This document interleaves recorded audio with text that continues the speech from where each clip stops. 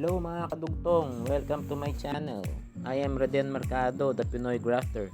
If you love gardening and if you are interested in learning to graft, this is the channel for you. Here you can learn various grafting methods such as cleft graft, veneer side graft, bark graft, chip budding, and many more.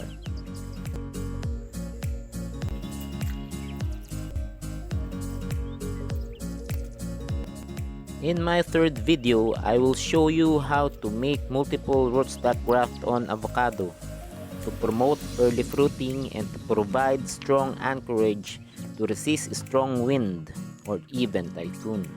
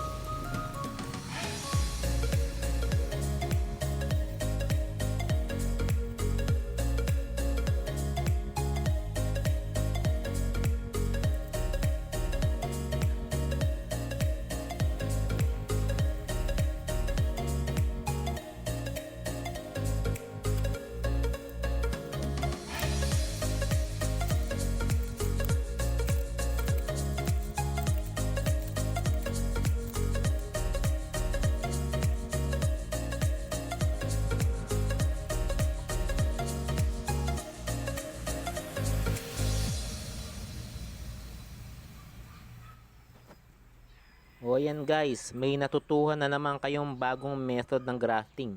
Di nyo na kailangan bumili ng grafted seedling na may kamahalan din ng halaga. Ang kailangan nyo lang ay seedling na pinatubo mula sa buto at sanga ng avocado na galing sa puno na mumunga na pwede nyong hingin sa kapitbahay. Meron po akong video nun, how to cleft graft avocado. May link po yon sa description sa baba.